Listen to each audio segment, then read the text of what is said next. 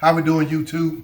This is Coach Barnett again for Team 22 Fishing, all things Eryon. And I know you guys have seen my crappie videos, my catfishing, jug fishing videos, as well as my crappie techniques, and don't forget how to drop your brush pile. Well, over the past couple of weeks, I have been fishing. I just haven't been posting any videos because what I wanted to do was update my system. Now, my original system, I was running this Humminbird 798. It was connected to my Terrova I pilot system, 48 volts.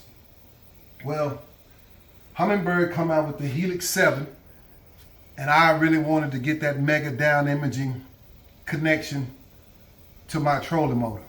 So what I did, I hope what I did will help you when you are trying to make a decision on how you're going to connect that transducer to your trolling motor so it can be tangle free.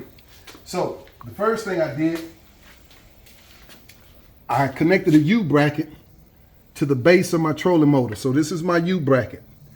I cut the bottom bolt off because if you leave that bottom bolt at full length, it will hit your trolling motor latch, which will make it difficult for you to reposition your trolling motor to secure your trolling motor while traveling. So I cut that off. I then took a turnbuckle. It's what this system is. I took a turnbuckle and connected it to my U-bolt because what I wanted my trolling motor wires, my transducer wires, to reach beyond the back of my trolling motor. So I added the turnbuckle.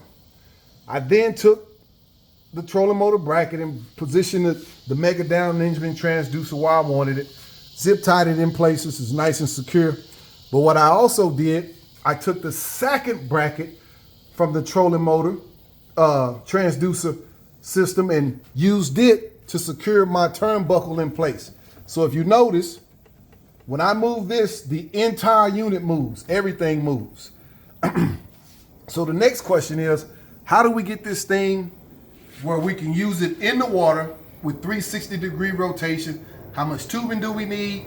How long does this transducer wire need to be? How do we keep that thing from getting tangled while we're fishing? So what I did, I went to Home Depot and I bought this pre-coiled air compressor hose. And what I just took my transducer wire and followed it all the way with every loop of the pre-coil compressor wire. Then what I know some guys have a bracketing system here that they use. I just took my transducer cable and my pre-coil compressor wire, ran it through the floor, bound it, both screwed it in with the zip ties. Piece of cake. Piece of cake, simple system. Now, without the bungee on there, that's what it looks like. It's what I'll have hanging off the boat. I put the bungee in there because I want to keep these coils as tight as possible when I'm not using them. So here's the big question. Well, Coach, we saw what you did. We like it. However, does it work? Number one, anytime you are modifying something that was pre-packaged, you want to make sure it works as prescribed. If it doesn't work as prescribed, you need to start over and do it right because you don't want to have to reconfigure everything just for something simple. So the first thing, we want to make sure no catches. That bolt, there's no bolt there to prevent that trolling motor head from latching on. So we know that works. So now let's drop it. When we drop it, essentially, this is what it'll look like in the water. These are the coils. That's what you'll see in the water. And I know what you guys are thinking. Man, I don't know if I want that. But if you see those live imaging systems that they have now, it looks like an octopus hanging off the front of some of these boats. So the question is, does it work? Can I get 360-degree rotation without it being tangled? Will I be able to dock it, undock it without any hitches? So let's turn it on and see what happens. So here we go. Our prop is spinning. Our prop is spinning. So now, the iPilot system, there's 360-degree rotation.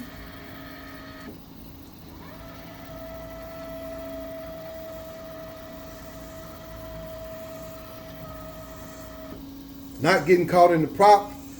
And the reason why the motor isn't just going all the way around, because you got to remember, this is the tension for the tension for your trolling motor head. So when these things get too tight, this won't spin. So that's just the system itself. But it does work.